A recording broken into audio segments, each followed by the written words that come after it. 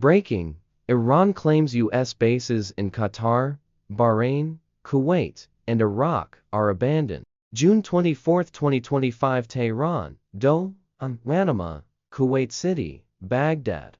Iran declared on Tuesday that American military bases across the Gulf and Iraq are now abandoned and in panic, following the recent 12-day war with Israel that ended with the ceasefire brokered by former U.S. President Donald Trump. Speaking to Iranian media, Armed Forces spokesman Brigadier General Abolfazl Shekarchi claimed, U.S. enemy installations in Qatar, Bahrain, Kuwait, and Iraq are in complete paralysis, having seen the seriousness of our firepower and missile capabilities.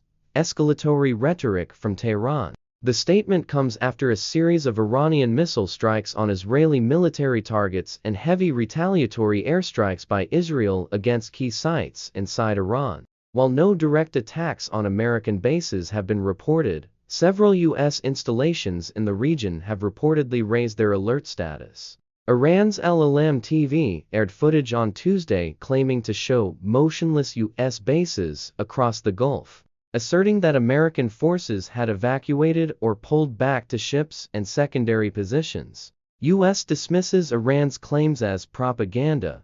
The Pentagon rejected Iran's claims as baseless. In a statement, the Department of Defense said, all U.S. military installations in the Gulf and Iraq remain fully operational. The United States is not abandoning its defensive commitments to its regional partners. American sources noted that recent troop movements and increased security measures were standard precautions given the volatile situation.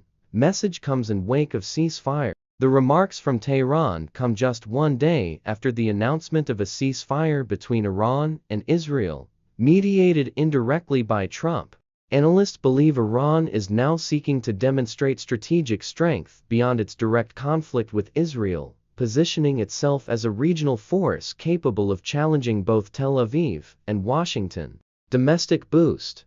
Regional warning experts suggest that Iran's statements are aimed at bolstering domestic morale following heavy military losses during the war. They also serve as a political message to Gulf states allied with the U.S., portraying American protection as unreliable in the face of Iranian power. However, observers note that there have been no credible reports of U.S. withdrawals or significant disruption at any of its regional bases, making Iran's claims largely part of an ongoing information war. Gulf states on edge.